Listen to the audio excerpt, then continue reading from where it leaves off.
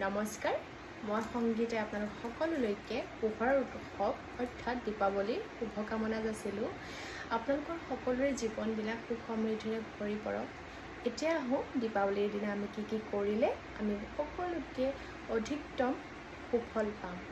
দীপাৱলী যিহেতু পোহৰৰ উৎসৱ, কাৰণ দীপাৱলীৰ দিনাখনি অমাৱস্যা, আৰু অমাৱস্যাৰ এই দিনটোত নকাৰাত্মক উৰ্জাৰ বহুত পৰিমাণে বৃদ্ধি পায়।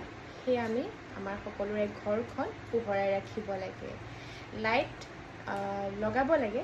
তথাপিও অধিক সুফল পাব যেতিয়া আমি সৰিয়হ তেলৰ চাকি আমি ঘৰৰ চাৰিওফালে লগাম।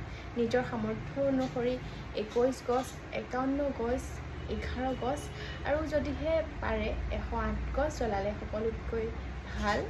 আৰু লগতে চাকিৰ কেইগছ যেতিয়া জ্বলাব তেতিয়া আপোনালোকে তাতে চাউল কেইটামান নতুবা হালধি গুড়ি দিব পাৰে। দীপাৱলীৰ দিনাখনি আমাৰ কালী মা পূজা কৰা হয়।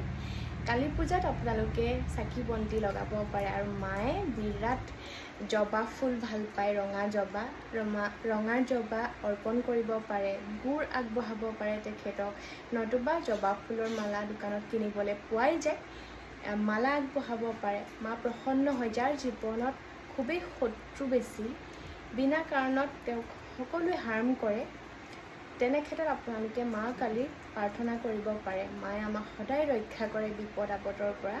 সেয়ে মাক সেৱা কৰিব আৰু দীপাৱলীৰ দিনাখনি নিজৰ ঘৰখন পোহৰাই ৰাখিব। আহিছোঁ।